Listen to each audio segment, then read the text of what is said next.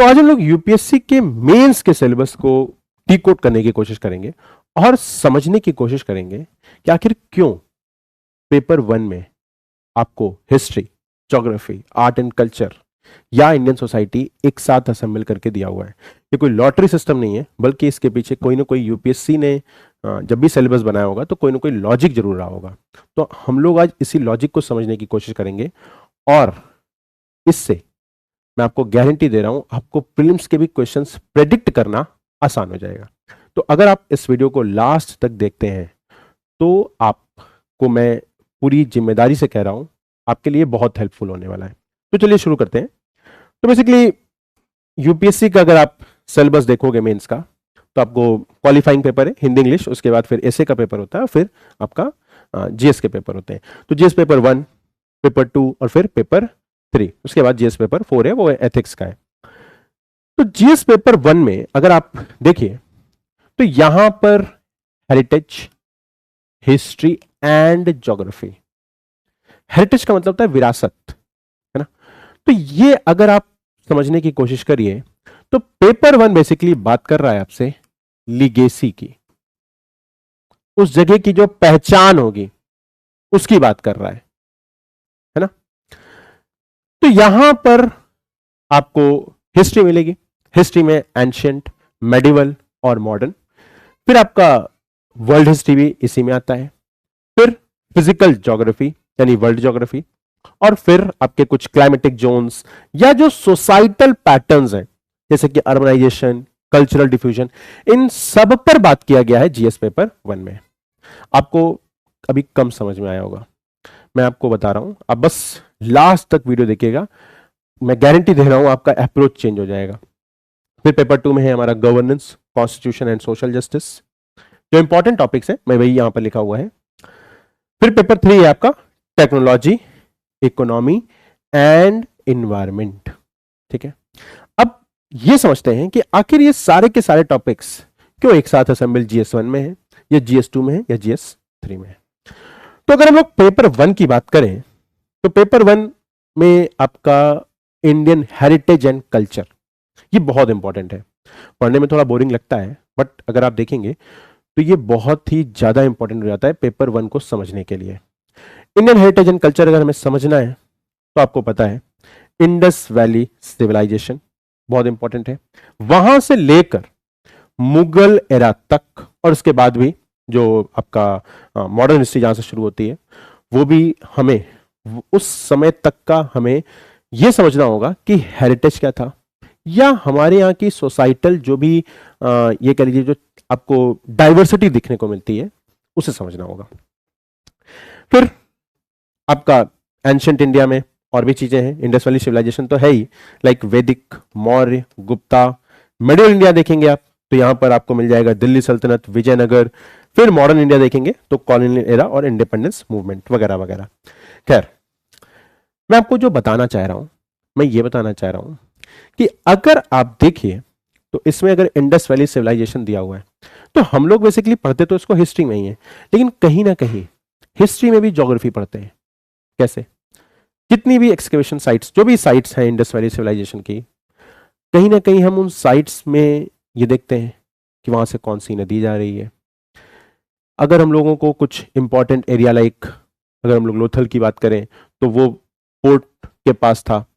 ऐसे करके जितनी भी साइट्स दी हुई हैं, अगर हम लोग इसे एक मैप में प्लॉट कर सकें तो हमारे लिए ये बहुत आसान हो जाता है उस एरिया को समझना। लाइक अगर क्वेश्चन आ गया कि कौन सा निम्नलिखित कौन सा जो भी साइट है वो इंडिया में नहीं है, इट इज इन पाकिस्तान, तो ये आपके लिए आसान हो जाएगा अगर आपने मैप में बनाया होगा। तो मैं बेसिकली यही बात आपसे कर रहा हूं कि जब भी आप कल्चर को पढ़िए तो आप कल्चर को पढ़ते समय उस समय के इतिहास को समझने की कोशिश करिए और उस जगह की ज्योग्राफी को समझने की कोशिश करिए, क्योंकि कहीं ना कहीं ज्योग्राफी, हिस्ट्री कल्चर को डिसाइड करती है और वैसी ही सोसाइटी आपको देखने को मिलती है। मैं अगर आपको एग्जांपल के लिए बोलूं तो अगर हम लोग कल्चर की ही बात करते हैं तो हमारे भारत में आपको हर जगह अलग अलग प्रकार का कल्चर, फूड कल्चर देखने को मिलेगा। लाइक अगर आप वेस्ट बंगाल गए या किसी भी आप सी जो भी आपके स्टेट्स हैं, जो भी आपके तट से लगे हुए जो भी राज्य हैं, वहां पे अगर आप देखेंगे तो आपको सी फूड्स मिलेगा। फिश वहाँ की फेवरेट फूड होगी या मेन फूड होगा। वेस्ट बंगाल में देख लीजिए आप, फिश सबसे ज़्यादा खाई जाती है। तो उसके पीछे लॉजिक क्या होगा? उसके पीछे सिंपल सा लॉजिक है कि वेस्ट बंगाल में फिश आसानी से मिलती है। जापान में भी मेन फूड फिश क्यों है? कारण वही है, फिश फिश का मतलब जितने भी सी फूड्स हैं, क्योंकि वहां पर भी जापान में भी आसानी से जो मिलेगा वही मेन फूड होगा। आप देखते होंगे हमारे यूपी में कुछ हद तक आपको नॉन वेज के कम वो मिलते होंगे, यहाँ पर वेजिटेरियंस ज़्यादा मिल जाएंगे। ऐसा नहीं कह रहा हूँ कि नॉनवेज नहीं खाने वाले हैं, बट वेजिटेरियंस ज़्यादा हैं। क्यों? क्योंकि हमारे यहाँ आसानी से खेती योग्य जमीन थी और वहाँ पे खाने योग्य सामान मिल गया, क्योंकि हमारे जो भी साग सब्जी जो भी है वो हमें आसानी से मिलती है, इसलिए हमें ज़रूरत ही नहीं पड़ी नॉनवेज खाने की। बट अगर आप मिडिल ईस्ट कंट्रीज में जाइए तो वहाँ पर मेन फूड क्या होगा? क्योंकि वहाँ पर पहले के समय में अगर आप देखेंगे तो आपको वहाँ पर एग्रीकल्चर तो मिलेगा नहीं। अब तो खैर ठीक है, चीज़ें हो रही हैं थोड़ी थोड़ी, बट पहले तो नहीं थी। तो वहाँ का मेन फूड नॉनवेज होगा, वहाँ की जो भी जानवर होंगे वो खाए जाएंगे। तो कहने का मतलब क्या है, यहाँ पर फूड की बात किया जाए तो वो भी कहीं ना कहीं ज्योग्राफी के कारण डिसाइड हो रही है। दूसरी तरफ अगर आप देखिए, अगर आप क्लोथ कल्चर की बात करिए तो आपको दुबई में जो शेख मिलते हैं वो वाइट कपड़ा पहने हुए मिलेंगे, और एक है ना, यहाँ पर होता है एक पूरा कवर्ड होता है। इसलिए होता है क्योंकि वो रेगिस्तान में रहते हैं, और रेगिस्तान में रहते हैं तो जब हवा चलेगी तो आएगा उनके ऊपर आएगा। इसको बचाने के लिए उन लोगों ने अपना कपड़ा बनाया होगा। ऐसे ही आपको राजस्थान में भी दिख जाएगा। तो कहने का मतलब क्या है कि यहां पर जो कुछ भी डिसाइड हो रहा है वो कहीं ना कहीं पहले तो ज्योग्राफी डिसाइड करती है, और फिर आपकी हिस्ट्री, जो भी हिस्ट्री होगी वो भी कहीं ना कहीं कल्चर और सोसाइटी को जो है बनाने में अपनी मदद अपना एक रोल प्ले करता है। अब मैं आपको और बताता हूं, हिस्ट्री की बात करता हूं मैं। तो हिस्ट्री की बात किया जाए तो अगर आप यूपी में देखिए आगरा, आप राजस्थान में चले जाइए जयपुर, तो आपको वहां पर इंडो इस्लामिक कल्चर मिलेगा या इंडो इस्लामिक आर्किटेक्चर देखने को मिल जाएगा। क्यों? आप जयपुर जाइएगा, आपको जितने भी किले वगैरह हैं वहां पर मिल जाएगा, साफ साफ देखने को मिलेगा कि ये इंडो इस्लामिक कल्चर से बना हुआ है। कारण साफ है, उस समय जो भी मुगल का जो एरा था उस समय ही ये सारे शहर बसाए गए, और कहीं ना कहीं उसका प्रभाव आपको देखने को मिल जाएगा। आगरा चले जाइएगा आपको देखने को मिलेगा, आपके यूपी में ही है।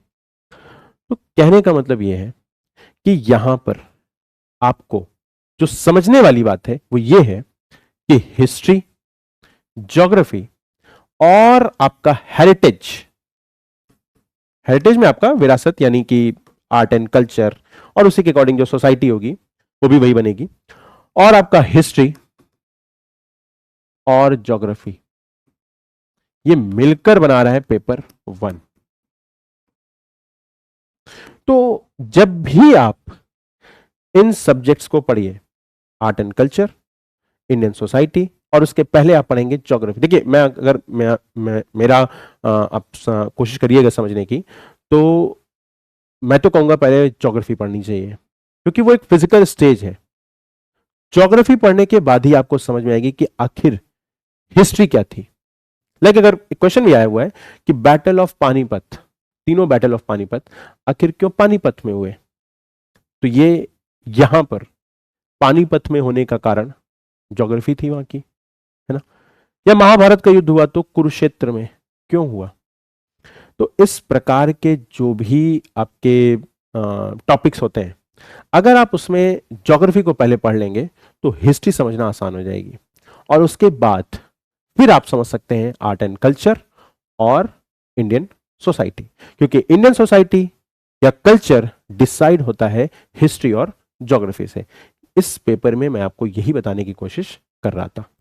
तो जीएस पेपर 1 में अब देखिए यहां पर मैंने लिखा भी हुआ है कि अजंता केव्स, अजंता केव्स कहां है। अगर आपसे कोई ज्योग्राफिकली पूछ ले कि ये कहां है, तो अजंता रेंज है, आपको पता होना चाहिए। आप जब ज्योग्राफी पढ़ रहे होंगे अजंता रेंज, अगर आप पहले पढ़े होंगे तो आपके लिए अजंता केव समझना आसान होगा। कुतुब मीनार ऐसे ही है ना, किस आर्किटेक्चर का है, कैसे बना हुआ है। फिर आपके कोणार्क टेम्पल आप देखेंगे तो वो जो है वहां पर उसका लैटिट्यूड क्या है, ये सब समझने में हमें आसानी हो जाएगी जब हम लोग ज्योग्राफी पहले से समझे होंगे। इसके बाद आप देखिएगा वही बात है, देखिए यहां पे लिखा हुआ है that it reflects Indian art and architecture society encompasses diverse social structure. वहां का सोशल स्ट्रक्चर कैसा है, या कास्ट डायनेमिक्स कैसा है, ट्राइबल कम्युनिटी कहां पर है, and rich traditions in literature, music, dance and philosophy. तो कहीं ना कहीं ये सारी चीजें डिसाइड हो रही हैं हमारे हिस्ट्री और ज्योग्राफी के कारण। मैं आपको यही बात बार बार बताने की कोशिश कर रहा हूं। तो अपना अप्रोच क्या होगा पढ़ते समय कि हिस्ट्री, पहले ज्योग्राफी, फिर हिस्ट्री, और फिर आर्ट एंड कल्चर, फिर इंडियन सोसाइटी। ये 4 सब्जेक्ट्स को आप एक साथ पढ़िए।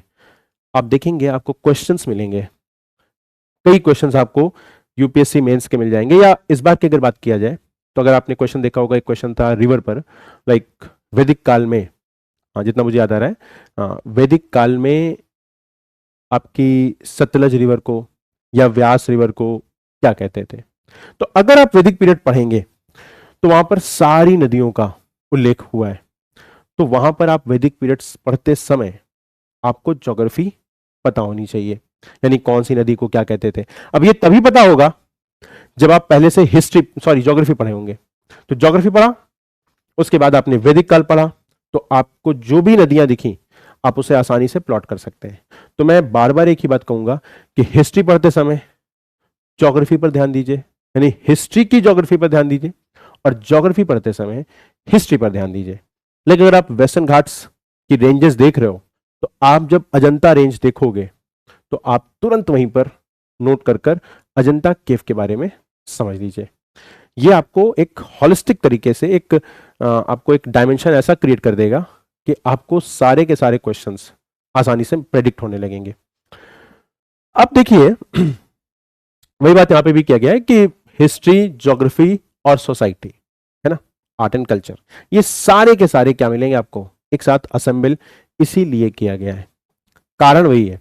तो जब भी आप इसको ऐसा क्यों बनाया गया होगा यूपीएससी के द्वारा, जो मुझे समझ में आता है कि अगर आप क्रैक करते हो एग्जाम, आप कहीं पर पोस्टेड होते हैं, मान लीजिए आप नॉर्थ ईस्ट स्टेट में पोस्टेड हो गए और वहां पर आपने देखा कि कुछ ऐसा काम हो रहा है जो आपको लग रहा है कि ये कहीं ना कहीं कॉन्स्टिट्यूशनली सही नहीं है, लेकिन अगर आप वहां की कल्चर को समझिए, सोसाइटी को समझिए, तो आपको ये बात समझ में आएगी कि नहीं, यहाँ के ये कल्चर में है, तो आप उसे मना नहीं कर सकते, क्योंकि कल्चर एक इमोशन है लोगों का, ट्रेडिशन एक इमोशन है। तो हमें अपने यहाँ के लोगों का इमोशन या ट्रेडिशन, उस पर भी पूरा एक ध्यान देना होगा। तो अब मान लीजिए मैं आपसे बात करूं, खाप पंचायत की बात करूं आपका हरियाणा में, तो खाप पंचायत टेक्निकली देखा जाए तो वो लीगल तो नहीं है, बट कहीं ना कहीं हमारी सोसाइटी में है। यानी खाप पंचायत ने अगर कोई बात कह दी तो उसे गांव के लोगों को मानना है। तो लीगैलिटी तो नहीं है, अगर आप किसी डिसीजन कॉन्स्टिट्यूशनली देखिए तो कहीं खाप पंचायत का जिक्र है नहीं है, लेकिन वहां के लोग उसे मानते हैं। तो आपको भी कहीं ना कहीं इन्हें भी साथ में लेकर चलना चाहिए। आप किसी भी चीज को एब्रप्टली ऐसे हटा नहीं सकते हो। तो सबसे पहले आप किसी भी एरिया में देखिए, इंडिया की सबसे बड़ी अच्छाई कह लीजिए या चैलेंज कह लीजिए, वो डाइवर्सिटी है। किसी भी चीज में आप देखेंगे इंडिया में सॉइल, रिलीजन, कल्चर, सोसाइटी, किसी भी चीज में देखेंगे तो आपको डाइवर्सिटी ही देखने को मिलेगी। इवन आप नॉर्थ ईस्ट स्टेट में जाएंगे तो आपको मुश्किल से 10 से 20 किलोमीटर बाद एक नया कल्चर या सोसाइटी देखने को मिल जाएगी। तो ये तो है ही, ट्राइब्स जितनी भी हैं उनकी अलग एक कल्चर है, उसे भी रिस्पेक्ट करना होगा। तो जब भी आप कहीं पर जाएंगे तो आपको उनके बारे में पता हो, उनके हिस्ट्री के बारे में पता हो, वहां की ज्योग्राफी के बारे में पता हो, वहां की कल्चर के बारे में पता हो, तभी आप उस सोसाइटी को प्रेडिक्ट कर पाओगे। मेरा मानना है यूपीएससी यही चाह रहा है आपसे पूछना भी। तो ये तो बात रही पेपर 1 की। अगर आप देखिए पेपर 2, तो पेपर 2 में इसमें मुझे 2 पार्ट में समझना चाहिए। पेपर 2 को आप 2 पार्ट में कर दीजिए। एक तो टॉपिक है आपका गवर्नेंस और कॉन्स्टिट्यूशन, यानी शासन कैसे करना है, और कॉन्स्टिट्यूशन। तो बेसिकली पेपर 2 में यूपीएससी आपसे लीगैलिटी की बात कर रहा है, यानी आपको एग्जीक्यूट करना है कॉन्स्टिट्यूशन को, ऑर्डर, यानी कि वहां का जो भी सोसाइटी है उसे ऑर्डर में रखने के लिए जो भी कानून बने उसे एग्जीक्यूट करना, यही काम है। अगर आप एक बार कॉन्स्टिट्यूशन पढ़ लेते हैं तो आपको यह बात अच्छे से समझ में आ जाएगी। तो कॉन्स्टिट्यूशन और गवर्नेंस ये बात करता है लीगैलिटी की, ठीक है। तो अगर लीगेसी और लीगैलिटी में प्रायोरिटी दिया जाए तो मेरा मानना है प्रायोरिटी हमें किसको देना चाहिए, लीगैलिटी को। कोशिश करनी चाहिए कि लीगेसी को बचाया जा सके। लेकिन अगर बात आ जाए कि अगर मैं एग्जांपल दूं तो लिव इन रिलेशनशिप की बात किया जाए, तो लिव इन रिलेशनशिप हमारी सोसाइटी में, हमारी लीगेसी में, यानी हमारी सोसाइटी में से गलत माना जाएगा। लेकिन अगर आप इसकी लीगैलिटी देखिए तो लीगैलिटी तो है, 18 साल से ऊपर है तो आप कुछ भी करने के लिए आप स्वतंत्र हैं, इंडिपेंडेंट है। बट हमारी सोसाइटी में ये इसे गलत माना जाता है। तो यहां पर आपको भी गलत लग रहा हो, फिर भी आपको एग्जीक्यूट करना है आपको कॉन्स्टिट्यूशन को, यानी कितना भी किसी के मदर फादर या जो भी है वो उस चीज को ना अलाउ कर रहे हो, बट आपको प्रोटेक्ट करना है उस कपल को जो लिव इन में रह रहा है। भले ही उसके माँ बाप नहीं चाह रहे हो, वो एक अलग मैटर है, बट फिर भी यहां पर बात करनी है कि बात किसकी हो रही है, लीगैलिटी की हो रही है। तो आपको एग्जीक्यूट क्या करना है, कॉन्स्टिट्यूशन को। ये आप करते हैं गवर्नेंस के थ्रू। गवर्नेंस में भी गुड गवर्नेंस, ई गवर्नेंस, इन सब तरीकों से आप लोग चीजों को एग्जीक्यूट करने की कोशिश करते हैं। तो पेपर 2 में पहला पार्ट उस लीगेसी के अलावा लीगैलिटी को प्रोटेक्ट करता है। यही बात आपसे पूछी भी गई थी। अगर हम लोग देखें तो पेपर 2 का ही सेकेंड पार्ट आपको मिलेगा सोशल जस्टिस और इंटरनेशनल रिलेशन। तो ये हमें ये पेपर 2 में ही दिया हुआ है, बट ये हमें सेकेंड पार्ट के तहत समझना चाहिए। सोशल जस्टिस का मतलब सामाजिक न्याय। सामाजिक न्याय में क्या क्या आएगा, लाइक आपका रिजर्वेशन। अब देखिए ये सारे टॉपिक्स आपके हर समय करंट में भी चलते रहते हैं। अगर आप देखिए तो रिजर्वेशन की बात करिए तो इस समय वुमेन रिजर्वेशन बिल आया था पार्लियामेंट में, हो सकता है इस बार पास भी हो जाए, 2029 के पहले ही पास हो जाए, तो इस पर क्वेश्चन बन सकता है। तो यहां पर वुमेन्स के एम्पावरमेंट की बात किया गया है, तो यह भी एक प्रकार का सामाजिक न्याय है। फिर वेलफेयर स्कीम्स, हमारे देश में सबसे इंपॉर्टेंट है वेलफेयर स्कीम्स, जो कि हमारे यहाँ दिया जाता है आपके जितने भी SC ST OBC, या सोशल सिक्योरिटी प्रोवाइड करना। सोशल सिक्योरिटी का मतलब food security, health security, education की सिक्योरिटी, इन सब पर भी बात किया जाता है। ये सारी चीजें हम लोग बात करते हैं सोशल जस्टिस के ही तहत, क्योंकि ये पेपर 2 में दिया भी इसीलिए है कि आपको एग्जीक्यूट करना है। लेकिन अगर बात करिए किया जा रहा है पॉवर्टी एलिविएशन की, तो आपको एग्जीक्यूट करना है जितनी भी प्रोग्राम है आपके गवर्नमेंट के स्कीम्स हैं, दीनदयाल उपाध्याय अंत्योदय योजना वगैरह वगैरह, उन सबको हमें एग्जीक्यूट करना है। इसीलिए ये हमें सेकंड पेपर में दिया हुआ है, जहां पर सिर्फ और सिर्फ बात किया गया है कि आपको कार्यान्वित क्या करना है एज अ IAS ऑफिसर या जो भी आप जो है बनते हो। पॉवर्टी एलिवेशन की बात हो गई। इंक्लूसिव ग्रोथ, इंक्लूसिव ग्रोथ का मतलब अंतिम पायदान पर खड़े व्यक्ति तक जो भी स्कीम है उसको पहुंचाना। इंक्लूसिव ग्रोथ, अंतिम पायदान पर रहने वाले व्यक्ति को स्कीम्स के फायदे पहुंचाने या उसके भी ग्रोथ पर ध्यान देना, यह बहुत इंपॉर्टेंट है। सोशल जस्टिस इससे भी होगा। फिर rights of women's, children, minorities, और एक यहां पर और भी है, यहां पर नहीं लिखा हुआ है, वो है दिव्यांगजन। तो दिव्यांगजन के लिए भी हमें यहीं पर सोचना होगा। फिर IR, इंडियन फॉरेन पॉलिसी, ये पूरा IR का एक टॉपिक है जिसमें आप देखते हैं कि भारत की फॉरेन पॉलिसी का प्रिंसिपल क्या है, स्ट्रैटेजिक पार्टनरशिप हमारी किसके साथ है, या हमारा नेबरहुड फर्स्ट पॉलिसी क्या कहती है, या एक्ट ईस्ट पॉलिसी क्या है, global alliance, bilateral relation with major powers USA, Russia, China, और भारत का रोल क्या है मल्टीलैटरल फोरम्स में, ये सारी चीजें हम लोग देखते हैं। ठीक है, सो आपके आईआर के टॉपिक में। फिर कंटेम्पोररी इश्यूज यानी डिप्लोमेसी, अगर आप जो है आईएफएस बनते हैं तो डिप्लोमेसी एक बहुत इंपॉर्टेंट रोल प्ले करेगी। ग्लोबल चैलेंजेस क्या क्या है, आज के टाइम के ग्लोबल चैलेंजेस अगर आप देखेंगे तो बहुत अलग प्रकार के हैं। आज के 10 साल पहले देखिए, ये कंटिन्यूसली चेंज होता रहता है।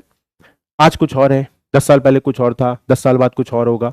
तो ये सारी चीजों को एज एन ऑफिसर आपको एग्जीक्यूट करना है समझते हुए। इसलिए ये बात करता है आपके कॉन्स्टिट्यूशन, गवर्नेंस, सोशल जस्टिस और आईआर पर। ठीक है, तो पेपर 1 लीगेसी, पेपर 2 लीगैलिटी, कानूनी रूप से आपको एग्जीक्यूट करना किसी भी चीज को। तो ये तो बात रही आपके पेपर 2 की।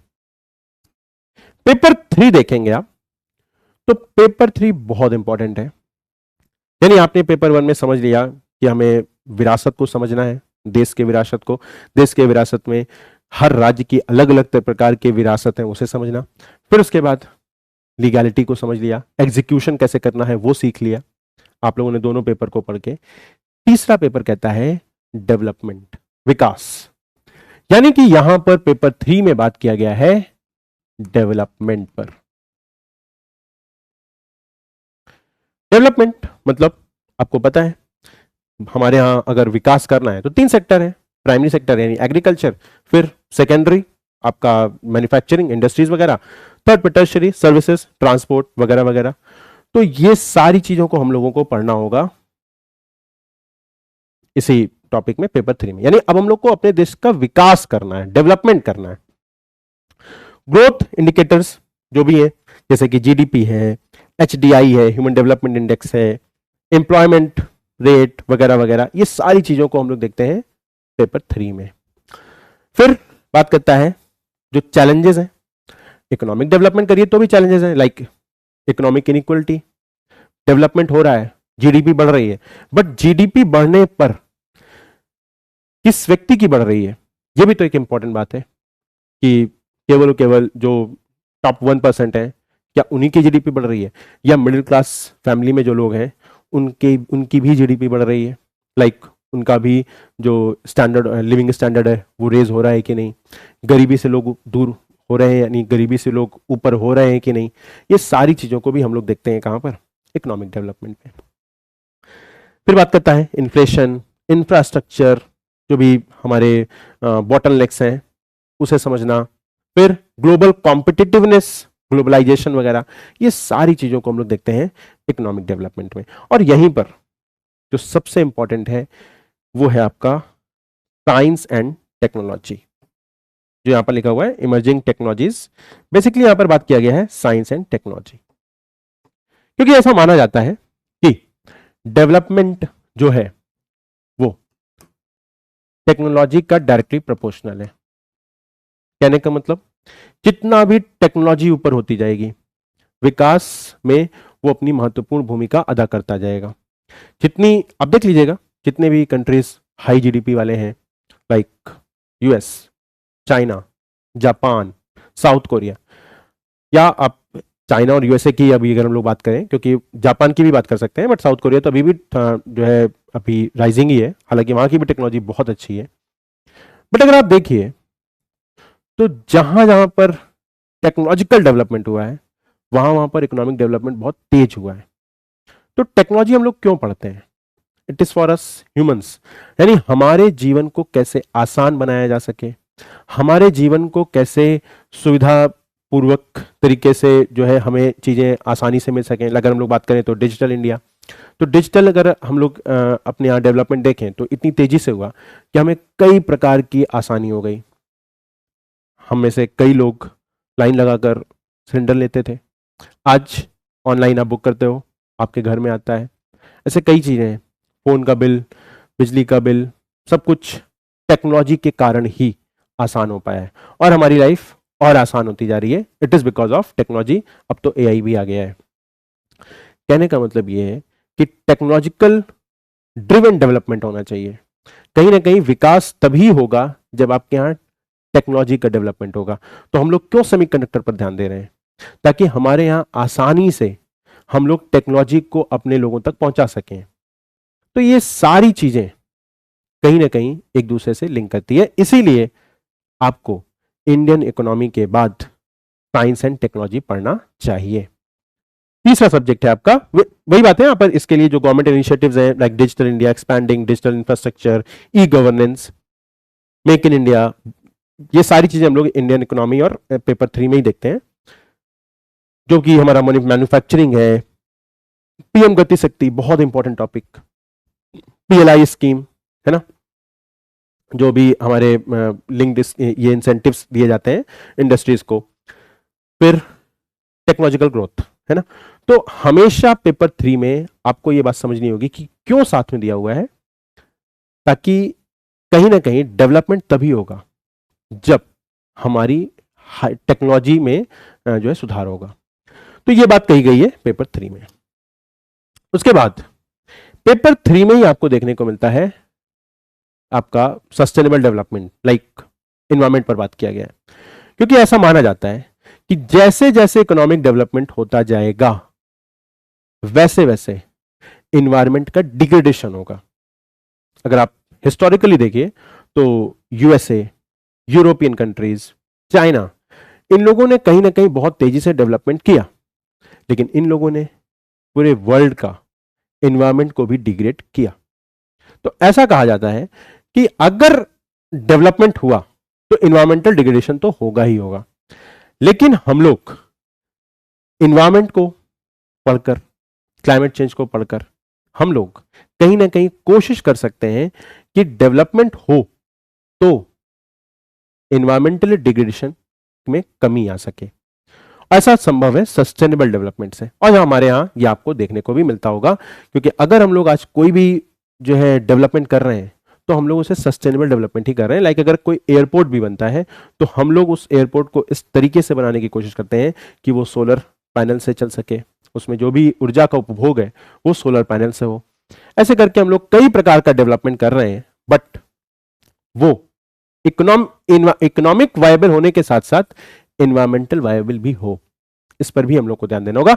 इसीलिए Indian economy, science and technology और इन्वायरमेंट इकोलॉजी, ये तीनों एक साथ दिया हुआ है।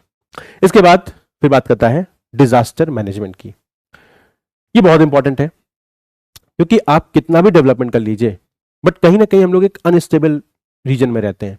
ये बात आपको समझ में आएगी जब आप पेपर 1 पढ़ेंगे ज्योग्राफी यानी जियोमॉर्फोलॉजी, तो आपको समझ में आएगा कि कहीं पे कुछ भी हो सकता है।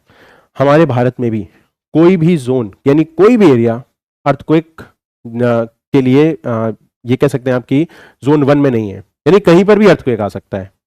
तो अगर कहीं पर भी अर्थक्वेक आ सकता है, आप कोई भी प्रकार का डेवलपमेंट कर रहे हो, सब कुछ कर रहे हो, लेकिन अगर कोई भी डिजास्टर हो गया तो सब कुछ खत्म हो जाएगा। ऐसे में डिजास्टर को हम लोग रोक तो नहीं सकते हैं, कोशिश कर सकते हैं कम करने की, बट डिजास्टर को रोका नहीं जा सकता है। बट हाँ, डिजास्टर से होने वाले नुकसान को कम जरूर किया जा सकता है।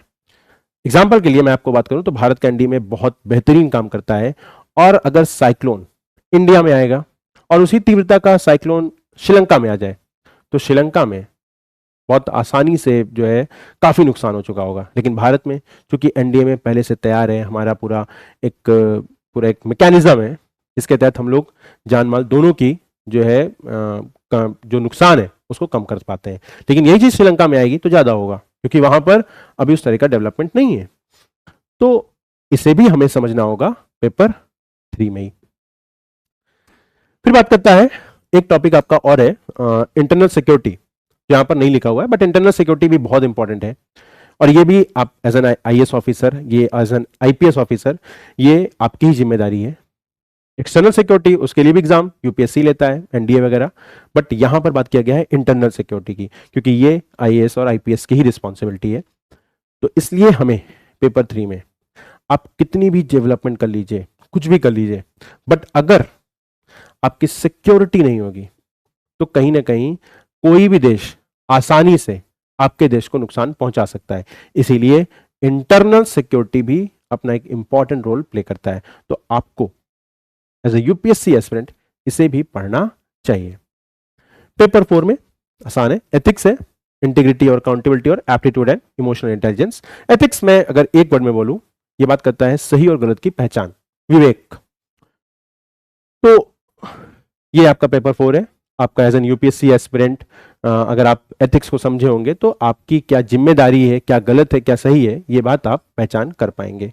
तो अगर आप समझ पाए होंगे तो मैंने सिर्फ और सिर्फ 4 पेपर में एक यूपीएससी ऑफिस जो भी एग्जाम निकाल रहा है उसके अंदर कौन कौन सी क्वालिटीज होनी चाहिए ये यूपीएससी ने आपको पहले ही बता दिया है। पेपर 1 लेगेसी, आपको जगह की भूगोल, इतिहास, संस्कृति और विरासत ये पता होना चाहिए, वहां की लेगेसी है ये। फिर आपको पेपर 2 में कार्यान्वित करना है, कॉन्स्टिट्यूशन को शासन चलाना है, आपको आईआर वगैरह समझ में आना चाहिए, आपको जो है सोशल जस्टिस, ये सारी चीजें आपको कार्यान्वित करनी है, वो एक पेपर में दिया हुआ है। तीसरा पेपर बात करता है विकास की, और विकास कैसा, टेक्नोलॉजी ड्रिवन और इन्वायरमेंटल डिग्रेडेशन कम हो सके, और हमें इसी के साथ साथ डिजास्टर मैनेजमेंट समझना है और समझना है आंतरिक सुरक्षा, इंटरनल सिक्योरिटी। लास्ट पेपर है हमारा एथिक्स। तो ये अप्रोच अगर आप समझेंगे तो आप इस साल का प्रीलिम्स का भी क्वेश्चन देखेंगे तो आपको ज्योग्राफी में ऐसा लगेगा कि हिस्ट्री पूछा है, हिस्ट्री में लगेगा कि ज्योग्राफी पूछा है।